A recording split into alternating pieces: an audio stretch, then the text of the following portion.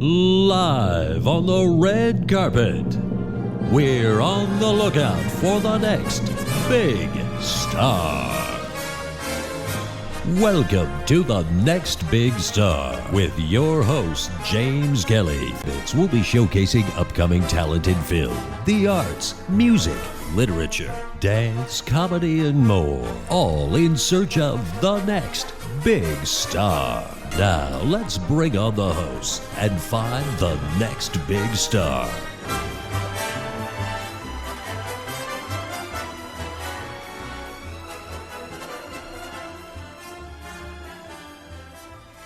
Hello and welcome to the next big star. I'm your host, James Kelly, and today we have Georgette Dante with us. Ta-da-ta-da. So Georgette, she's a woman of many talents, a show promoter, a magician, a strong woman with a strength of 300 to 400 pounds. Is that right? That's right. Oh my gosh. You're featured in several movies. You have a 6-piece band called the Hubba Hubba Band. That's right. And you even fight alligators. I have in the past. You have in the past. You're not doing it. No, Still no. aren't you? Oh, God. Part of my history. Yeah, okay. History. You were once buried underground for a whole week with 102 rattlesnakes? To what? To promote a boxing and wrestling? That's right. How did you do Had a that? lot of marijuana. Okay. They were happy. I was happy. They didn't know why they were happy. So did they but have the I was marijuana happy. too? No, I blow it. Trust me. I Yeah. worked 3 months after I caught them. I had bought them different places. I worked for them 3 months before and laid by the cage with the bathing suit on, blowing smoke into the cage. And they got used to it, so they were very happy. So, but they were fed during But all this time. I fed them Brooklyn. First fed them with liver, Uh-huh. and I would take a pencil with the rubber tip, push it down their throat, so I want to make sure they weren't hungry. And it just worked with them. And I milked them. Each rattlesnake, I milked them before. Oh, you milked them? Oh, yeah. Okay, So- all right. Yeah. So if you figure 102, That's they got a mad. lot. I don't even know how you could do in my that. van in Coachella, Louisiana, for a whole week. I was about 17. So 18 was years this old. televised? Back in those days, you didn't have all that. The televised was supposed to be there. It rained for several days. I got publicity, but I was 17, 18 years old. Oh, okay. All right. And So the you- carnival, it's a carnival. And you are an MC, a comedian, and a show promoter. Okay. All right. So I'm a I movie want to... producer now. Yeah. But I want to ask you about Okay. your early days. Okay. You started performing at age 3. 3. So give me an idea of your family's background. Well- Start before you were born. Before. Because I know your family was... Well, yes, my great grandfather, Jacques Suzanne, him and Elmo Perry, we were good friends. Elmo Perry, my great grandfather, Jacques Suzanne, owned a motion picture camp in Lake Placid, New York. Okay. He trained huskies and wolves for Warner Brothers. Okay. So he And was an animal trainer. Yes, but more than that, he's a famous photographer and did artwork as well. Oh, wow. Okay. And Elmo Perry, they both left New York City. Took him 3 years to go across the North Pole. Okay. Elmo Perry beat my great-grandfather by 3 days. Wow. But at least he went across the North Pole. And then my uncle, Slim Baker, Leonard Baker, he did stunt work for John Wayne in movies. Wow. Okay. I'll tell you a good story about John Wayne. Okay. The one time they didn't need my uncle Leonard. He also was a stunt worker, and he also was a bronco bull rider. Just all my people are show people. 6 generations on my mother's side, fifth on my stepfather's side. Mostly circus and carnivals. I was born in Ringling Brothers. But back to my uncle. One time they didn't need my uncle to do any stunt work in the movie with John. John Wayne had the studio pay my uncle $500 a day to sit there and light his cigarettes up. You're kidding. I swear to God. What a beautiful thing. $500 a day just to light the And that's cigarettes. been a lot of years ago. Yeah, that's a lot of money. A lot of years ago. Yeah. And then, I was born in Ringling Brothers Circus. My grandmother's a horseback rider in Ringling Brothers Circus. And I started performing at age 3. I was born in Ringling Brothers, but raised in a carnival. Okay. I started performing at age 3 as a pretend midget with a wash off of the boobies. So you really were just 3, and they made you... With the makeup. No But makeup. how did you do that, though, if you're age 3? How did people Makeup. buy into the fact that you were a Look at the midget? kids nowadays in the movies, TVs and stuff now. They're little children now with makeup on and high heels. And back in those days, didn't have those kind of things. We put makeup on a child, anybody, it turns them But around. you wouldn't have sounded like a midget, though. Well, we weren't Or necessarily... a small person. You weren't a small person. You weren't necessarily talking to people. I was performing, and I started performing at age 3 as a pretend midget. By the time I was 6 years old, I got too big. Okay. I outgrew my part. Okay. Then I was a wild girl from Africa. Okay. That's a geek. Okay. It's not a smart person. Your days, geek usually means Right, someone right. intelligent. Back in those days, had geeks, and we had a man named Shadow, and he was a drunk and alcoholic. Okay. My dad he would get in the pit, and he drank the wine, and people would walk around looking through him through the screen and look at him down, and he'd grab chickens and he'd bite the chicken's heads off. Oh no. Oh yeah, later I had to do this. Oh no. When he died, carnivals, you got 3 months to make your money. State fairs. Right. It's a seasonal business. And when he died, my father had no time to fool around because you only get 3 months. You get shows open, you got to keep going. He pulled Shadow in the back of the tent, back in the woods, and left him. My mother takes a gunny sack. Back in those days, you had potatoes in gunny sacks. Okay. She cut holes in it and a hole here. Put it over me. Well, back in those days, you had beatniks. Mm-hmm. And Ivan was in the ticket box, and Ivan says, "She's not dirty enough. She's not dirty enough." You know, as far as looks, appearance.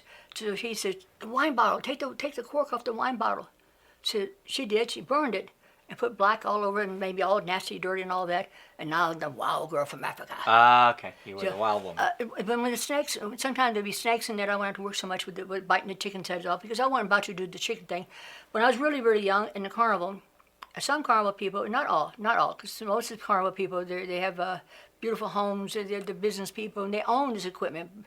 But we get a bad reputation from the people we hired from different towns, hiding from the service, hiding from the army, hiding from something. So we get blamed for carnival people, and not even our people, your cousins, your uncles. But they want to have a good time, and they're just hiding out in the carnival. So back in those days, my daddy had a vicious gambling habit. He'd always gamble all the money away. Okay. And he would, before that, the town people would come, and he'd call the marks in, the suckers, and gamble with them. He'd gamble with them and win all kinds of money. Wow. At the end of the night, he'd go to the G-top, where all the carnival men were, in the G-top, and gamble all the money away.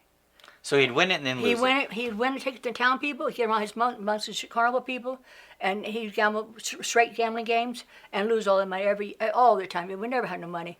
And the pickpocketing part I used to do, pickpocketing, but I put was part of my show, the acrobatics, the fire breathing, the pickpocketing, the hypnosis, the strong woman, the bullwhip artist. I do a variety of different shows. I did in the past. And I see one of the carnival people do the pickpocketing. So I was trying to do the pickpocket. I'm like 6, 7 years old. I can't reach to take the wallet. So the carny said, take a razor blade.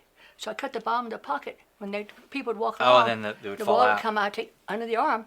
I'd go like an idiot. That's all it was. Go back to my daddy in the G-top. He'd take the money, gamble all the money away. Didn't know how much I stole. Pickpocketing, bootleg, and even bootlegging. I was a bootlegger too back in the days. You know, a bootlegger or something. It's amazing you're admitting all this. Well, it's part of the life was what it was. It cost survival. And you didn't know anything If that's else. that's all you know. It's like my mother used to beat me severely, and my father used to beat us. I mean, you go days at a time, you don't sleep. You're popping pills to stay awake because you got to drive. We drove 80 to 100,000 miles a year between the circus, the carnivals, the bands, the boxing, the wrestling, the different shows I'm in. I would drive 80 to 100,000 miles a year, and you had to keep going. So you'd pop pills to keep going. It's just part of their life, and it's just called survival. So one time my mother was beating us severely, and my father would take my brother's wrist, hold him out, take a middle wood file, and beat him until you break him. I got belt buckle scars in my body to this day. Where he'd have me take the clothes off, he'd beat us with the belt buckle. That's the way I feel about abusing battered men and abusing battered women. Right. That's the movie I just got through doing Yeah, recently. I saw You saw that. it too I as did well. see it, yes. It's called Abusing Battered Women. Yeah. And men do go through the same thing. 'Cause, women can be rough. Yes. So the same thing. So my parents took it on us. Mm-hmm. So I totally understand about the abuse situation. But back to some things. What else you want to talk about? Well, so that's an interesting part of your life. So after you left the circus, what was next? Oh, the circuit went from the carnivals to promoting boxing, promoting Willie Pastrano, ex-light champ of the world. Okay. Willie Pastrano. What did you do for him? I promote his boxers and his he was no longer the champ of the world. Okay. He was training boxers. I would train boxers. Okay. And I also promote boxing and wrestling. I also train wrestlers as well. Okay. So a variety of different types of situations. And because you had a lot of different career changes. You went from the carnival to this, boxing training or whatever. Mm-hmm. What was next? oh gosh, my parents owned a major parade company in Louisiana. A what? Parade company. A parade company? We had the biggest parade company in the South. At one time, we built them. So when you say parade, what kind of parade? Parades. With the... Mardi Gras. Oh, wow, okay. In Louisiana, you got frog festivals. Like the floats and everything? Yeah, big float. We had our show. We had the biggest floats in the South. Okay. We rent the floats out for Louisiana, Georgia, Carolina, Texas, all through the South. At one time, we had two locations. One was in right outside Baton Rouge, Louisiana. It was Mickey Geller's club. His club had burned down. Oh, yeah, okay. Mickey Geller's club burned down and had a huge warehouse. So we had One time we had 44 parade floats. We built. Okay, wow. Again, you work 18, 20 hours a day, 2, 3 days, 4 days with no sleep, building floats. And my mother and I, we also did the artwork, and I'd help my daddy build the floats. Okay. And when we had to deliver the floats for different parades, we'd rent them, take them to them, and bring them back. We'd always have shorter drivers. There'd be drunks and dope heads, and they just show up. They wouldn't show up. You have 35, 40 floats, and then you go in a different direction, maybe 4 drivers will show up. Okay. And they'd be all boxed out of their head most of the time. Because in Yeah. Louisiana, they party animals down there, pretty much. Not only all Louisiana, but, they have a pretty wild reputation in Louisiana. Yeah. And so that type of situation. So we'd deliver the floats, and then to go get this one, come back, go this one, come back and forth, and then just nonstop. All right, so that was that era. Uh-huh. When did you get into burlesque? Always because I started stripping at 12 in the carnival. Really? My parents did the carnival again. They had a traveling nightclub called a girl show. Okay. And a girl show, back in our days, it was like a nightclub. You didn't have, when you went to movies back in those days, if someone said a cuss word or something on a movie, the whole audience, Right. it was taboo. Right. I mean, you just didn't do it. There was no magazines, there's no nightclubs that were scared. So when the carnival came to town with naked girls. So when I was 12 years old, girls again, shorter girls, I'm 12 years old, with the makeup again, and here now. But you didn't do total nude, though. I did because I had no hair and I could do eyebrow pencil and draw hair. So I can do a complete strip. No one knows who you are. People sometimes put things on Facebook quite often. People, oh, that's horrible. Look, it's called survival. First place, the town people don't know who you are.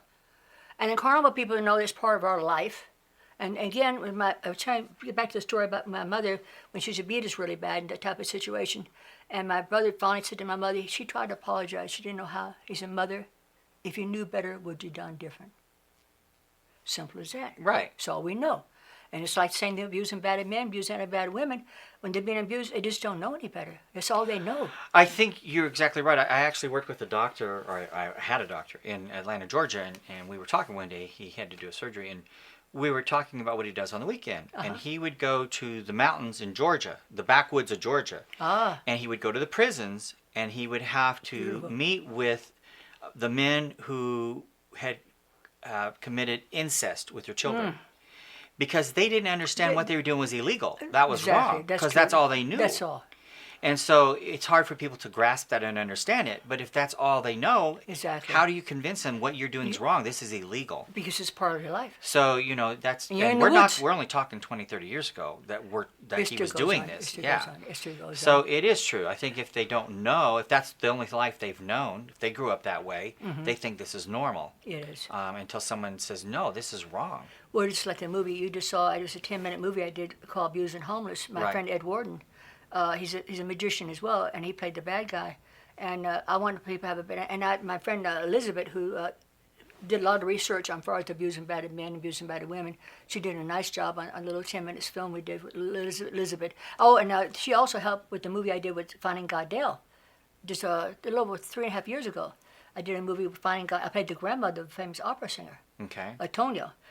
Oh my God, he's a fab. He knew several hundred songs on the piano, and the virus got him and killed him. Aww. And that's been a little over about a year and a half ago. So now the virus it's rough. It's rough. Yeah. So burlesque was something you started when you were 12. 12 years How old. long did you do burlesque? My mother, we would perform in nightclubs in the wintertime because my dad would gamble. We had no money. Right. So we worked nightclubs. And again, because I was 12, 13, 14, 15, 16 year old. Back in my days, clubs were owned by gangsters. Okay. Well, since I didn't take my clothes off too much because I did acrobatics, fire breathing. I've been doing fire breathing and ringing by the circus since I was 4 or 5 years old for breathing fire. And so my show was a novelty act. See, people sometimes, you're burlesque. I said, no, burlesque don't mean just taking your clothes off. It means a variety of entertainment. Oh, okay. See, it's, again. Well, because I'm used to the movie Gypsy Rose Lee, and that was basically just stripping. Well, Stephanie, you just met her a while ago. She has a project called Burlesque Cares. Right. And she helps the legends of burlesque. She works with burlesque, but she don't take her clothes off. She's a novelty act. And I think that's a misnomer about what That's burlesque what really people is. do. When I say, oh, you're a stripper. Well, nothing wrong with stripping. But that's not what you did. It just isn't, no, because It was entertainment. I started off at 12 years old. Yeah.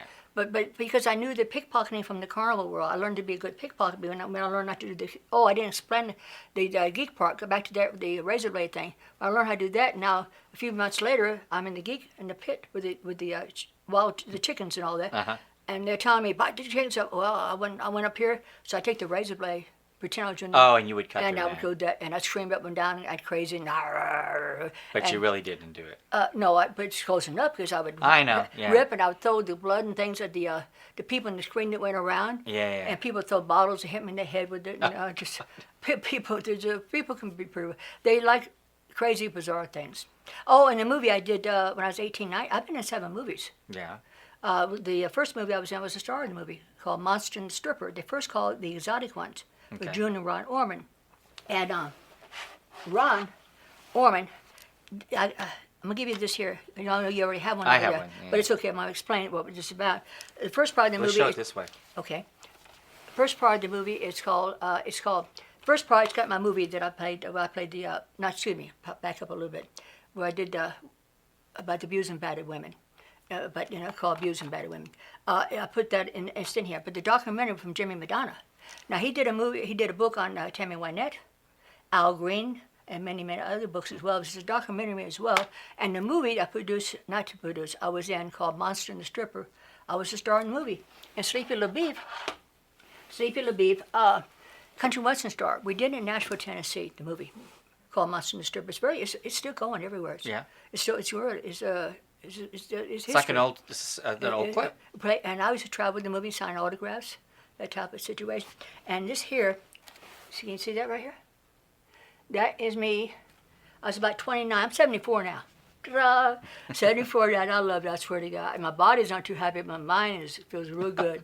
Real good. The picture, you see here, I got an owl. And the owl belonged to Al Capone. Al Capone. Oh, the owl, He was stuffed. I was at a friend of mine's house. house. It was a stuffed owl. Okay. And like I said, back in my days, this is for you. Okay. And back in my days, clubs were owned by gangsters. Gangsters. It was back in those days. They respected me because I did the acrobatics, the fire breathing, the pickpocketing. Because I put the pickpocket on the begun. After I learned the razor blade thing, I learned to be a really good pickpocketer. So I put it in my show. All that is behind me. I did a lot of things that wasn't right. But again, it's called survival. Didn't know any better. Trust me. And plus, that's the way you were raised. I'm also, by the way, I'm also a reverend. I'm also a preacher. A reverend, yeah, I'm a preacher in 1980. I have my reverend license.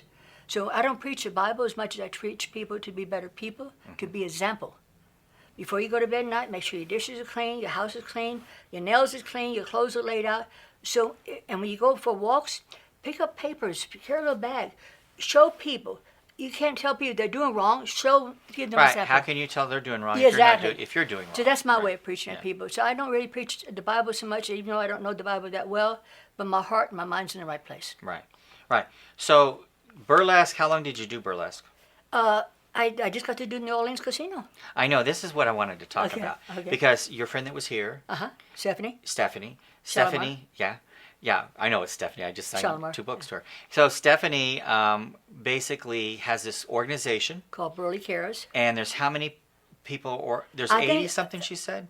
I don't know how many people. She got a lot of people, but the 7 people works on a steady basis. But as far as women who were part of the burlesque movement. I don't know. Do you get more details from her? I think she said about 80 are part of that, maybe more, are part of that organization. And we've had a hard Most of them are 60 or older. Way older. Yeah. I'm 74. Right. And they're 90 and like and Bambi it's the legends Jones. Of burlesque. Yes, and I'm a legend of burlesque. I know. But I don't I stopped taking my clothes off when I was 19. I didn't have to. I had a show. Right. The acrobatics, the fire breathing. Well, and you keep saying take your clothes off. It's oftentimes in burlesque you didn't have to completely strip down. Often it was just to the pasties or whatever. I didn't do any of that. I had a full bra. But I'm just saying a lot of women in burlesque didn't go all the way. Oh, no. They would if the club would allow it or the town would allow it. Okay.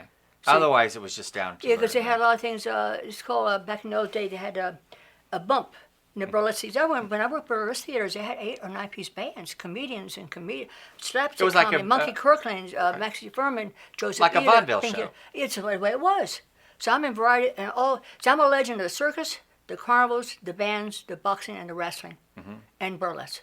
I'm not just legend of the burlesque. And the thing we just did at the Orleans Casino, people come from all over the world just to be part of that. So it went over really, really good. I did the Walk of Fame. And so now they're going to do that every year? Oh, they have been doing it for many years. They've been doing it for many years, okay. They didn't have it for the last 2 years because of the virus. All right. And Stephanie is over that organization? No, she's not, but she's the burlesque, the older, the legends. Okay. She's not part of the whole. See, most Oh. of the people are young, new generation. Hers is a different Sweet organization. Pea. Sweet Pea takes care of the older legends. Okay. As far as booking them and making sure they got rooms and taking care of them. And Stephanie and Miranda Smith and Lulu Roxy, and I'm not sure who's all involved with it, but she has some good people. They're burlesque. And Miranda Smith, she books entertainment here in Las Vegas. She's also burlesque. And I'm teaching her belly dancing, Miranda Smith. So you do belly dancing as well? Oh, yeah. I did belly dance. I was 14, 15 years old. Yeah, not too much I don't do. So what are your plans now? What are you trying to do what now? I'm doing, not trying, I am. I know. I'm you are. working on a movie called Wild Women of Burlesque. Okay. And my friend Dusty Summers is going to be in the movie. Dusty, by the way, I need her on your show too as well. Okay. Dusty is the only new magician. Okay. She does magic with hardly no clothes on. Okay. And she's written 5 books. Okay. She's owned several nightclubs. All right. She wrote columns here in Las Vegas, and she also is a pit boss at the circus. And the movie is called Wild Women of Burlesque. And in the audience will be legends. Okay. And I'm only going to have about 4 legends. Gina Bonbon will be one of mine. Julie Miss will be another legend. And then Dusty Summers will be the other legend in the audience. And then my mother, which is already passed, she passed away. I'm going to have a first stole sitting on a chair with a big screen that shows my mother, pictures of her. And Terradice from New York City will be playing my mother on stage. So each legend goes on stage. The new generation will be on stage representing the legends in the audience. Right. The club, this movie will have 3. It's called Toby's Hideaway. It's about lady gangsters. Okay. And I'll be the main lady gangster. And when the telephone goes off, a red telephone goes off, that means a man or a woman is being abused. Oh. Now, we're good lady gangsters. We're not let the men get out and beat people up and all that. Right. And I'm going to be doing magically, zapping people, making their heads turn around and doing zap. Because when they do somebody wrong, Almost like a voodoo. yeah, variety of thing. Not with 2x4s and baseball bats and guns like the old ways the guys beat. So we're lady gangsters, but and I'm going to have strong, healthy women go catch these men or women when I see the phone, and I have a vision. When I see it's happening, we get them, take them under Las Vegas, and whatever he did to her or him, do the exact same thing to vice versa. Ah. Show So them how payback. it feels. Exactly. So how long have you been in Vegas? Since 2010. Okay. What brought you to Vegas? My mother passed away in 2008. Dusty Summers, my close friend, she said, Georgette, we had the major parade company in Louisiana. She said, you need to come to Vegas, so I come to Vegas, 2010. Since then, I met Catherine Duncan in a garage sale. She was selling some things. She's running for mayor of Las Vegas. She's a big, tall, black lady. And back in my days in the carnival, we couldn't sell tickets to people of color. Really? So we couldn't do it. We weren't allowed to. I'd be in the ticket box, say, I'm sorry, I can't sell you a ticket. My daddy finally built another show, a black show for people, black ladies Oh, a performing. separate show. The white people go and see the white cootie, the black cootie, but they couldn't go, the black people couldn't go and see the white cootie. The naked girl, just the way it was. Just the way it was. That's Can't change. amazing. So anyway, so Catherine Duncan was running for mayor. She took me back to the house. It's a historical house built in 1942, and Harry Belafonte, Sammy Davis Jr. I was the vice president on that same house later on through the months. She's got to help me run for mayor. She saw my band. My band's got all kind of movie star Bob Hope and Buddy Hack and Chubby Checker and Fat These are all the Dollar. people you met. Worked with. Worked with. That's some I worked with. I worked with Bob Hope, Chubby Checker. I want him in the movie as well. So anyway, she went back to, and then she said, I'm running for mayor. She's a black lady, so she's tall. She's a lady. She's running for mayor. This is 2010. Then she came in number 18, so I switched over to help Chris Giuliani run for mayor. Then I become good friends with Carolyn Goodman. So the last 2 times Carolyn Goodman ran for mayor, I was there for her. About 3 weeks, it was Mother's Day. Carolyn Goodman brought us some presents to the office. She called me, she said, Georgette, I love the presents. I love the presents. It's so beautiful. Scarves and purses and pocketbooks. You're so precious. And I said, Carolyn, this is the mayor, Carolyn Goodman. I said, I want Oscar to be in the movie. Oh, he'd be so good for that. He'd be so good for that. So Oscar's going to be start off the movie. I'm going to have him start off the movie talking about the gangsters and also the Mob Museum. And then talking about now the lady's going to show how it should be taken care of. Yeah. So, and you're going to be in the movie. I want you to be one of the men gangsters. For real, seriously. We can go back to my era, the 70s and 80s when I first moved here originally. I just put a gangster hat on you and the red. You already got a red tie and the I black know, shirt. that's I already got that look. Got And it. the silver hair. That'll work. Yeah. I actually met Oscar at the Mob Museum, and he had his book come out. His last book come out, and he was doing signings there. So. I love her. Carolyn Well, this Goodman. was Oscar. No, but I'm just talking about Carolyn. I know Oscar, I know them both are good friends of mine, close friends. And I've been to many of her meetings. When I go to the meetings, when she wanted to bring sports and things to Las Vegas, when the other politicians, they gave us such a horrible time. It won't work. It's no way. Blah blah blah. I mean, at meeting after the same, I go to lectures. They gave her a horrible time. And then when it finally happened, I got on TV. I did a show. I did a TV show, not a TV show, but a filming about pornography at the city hall. Okay. So, and I said I'm for it and I'm against it. Okay. If we didn't have pornography, it'd be a lot more rapes and murders going on. Probably. And the part I'm against is the children and the animals. Right. But if we didn't have pornography, we'd be a lot. Like I said, and I use pornography because I don't date. I haven't dated since 1978. I know. So it gives me release. So don't give me stupid. I don't make stupid mistakes. I got a vibrator named Hummer. We do just fine. Trust me. All right, Georgette, you're sharing too much now. No, they heard singing on those shows, so they're used to it. Right. I know. Okay, back to Carolyn Goodman. The reason I was moving to Nashville, Tennessee about 8 years ago. I come here in 2010, and because she did such a beautiful job, when she became the mayor and I helped her run the 2 times in a row after that, she is the only reason I stayed in Las Vegas. Really? It's not because of Vegas. Vegas is nice, it's great. Nashville, Tennessee, in my heart, would have been better because it's a smaller place. You can move around better, you do different things better. Because I'm so happy with Carolyn Goodman, what she does. Aww. This is the reason I stay in Las Vegas. Oh, that's really nice. It is. It's not people, oh, Vegas, it's big, big. No, because I respect what she's doing for the people, and she really has a right. She is a mother image Las Vegas needed. Yeah. And Oscar, he's a character. They're a great teamwork. I knew, Oscar didn't know, but our paths crossed back in the 1980, I think it was, when he was representing someone who owned the Aladdin Hotel. There was the whole story behind that. Ah. This was the end of the mob era, actually. Back Oh, it's then. never the end. Well, No, it's not for the what end. we know of. No. I'm explaining what it is. 'Cause I was involved with the gangsters for many, many years. Besides that, I used to buy money laundry, collect money. I was involved with John Gotti and Johnny Masher. I was good about collecting money. And what they do now, the gangsters, they put the kids through schools so they become lawyers, and right, senators. It's a new way of. It's a right, way of yeah, handling. yeah. They handle you with paperwork, not with Yeah, guns and 2x4s. Right. But by the late 70s, what was known as the traditional mob was disappearing. Oh, I think that's your phone. Right, We'll get it in a minute. So anyway, we're going to wind this show down. So I want to... Before we go, you Sure. know, talking about I was a star here in Las Vegas in '75 and '76 at the Royal Casino. Oh, what did you do there? It used to be a casino. Right, I was on the marquee. I had a show there. right. Called the Rare and Bear Show. I know where the Royal Casino was. Right across the Starbucks. I was on the marquee for 2 years. Yeah. On the Now, marquee. that's the one Mrs. Brooks owns. I don't know who Yeah, owns it Mrs. now. Brooks Bob owns Harry. it. I think Bob Harry had it at the time. Yeah. And Johnny. Well, had it's it at still the time. there. But I was almost 2 years on the marquee. Oh, it's still there, but it's Yeah. only a hotel now. Yeah, Mrs. Brooks. Well, yeah. I know I worked there. Yeah.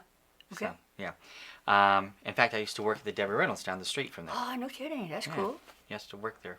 I knew Debbie. Oh, So, Debbie, yeah. Debbie. Yeah. Debbie. So anyway, where can we learn more about you? I know you have Facebook. Uh-huh. Okay. Basically, Facebook, just Georgette Dante. If you want to write to me, hey, I need 80 to 100 million. Because I'm gonna have movies, commercials, recording studios, and I'm also going to rent the place out for birthdays, weddings, banquets, balls, and the property's going to be big enough that I can rent it out for car shows, antique shows, and the place will be used 24 hours a day. And my bands, different bands, the Hubba Hubba Band, Mobile, Alabama. My ex-husband, Ronnie Evans, he plays organ, one of the best organ players. A lot of old-time musicians will come to Las Vegas, and will inspire the new generation of musicians, and vice versa. Okay. You know, old school and new school. So they can find you on Facebook. That's Georgette Dante. Georgette Dante. Okay. Okay. And we'll put that make sure that when Okay. on the Good. interview people will know where to find you. Okay. Okay. Boop, boop. All right. Well, thank you so much for being on the show Love today. you. I love you too. Thank you so much. He's special. Cute as a button, isn't he? All right. Thank He'd you be for watching cute today. little gangster. Thank you for watching. Boop, boop. I didn't say anything about the fan, but it's okay. I forgot about the fan. I could at least told you about it. What was that? I meant to talk about, at least mention that AJ wanted you to have that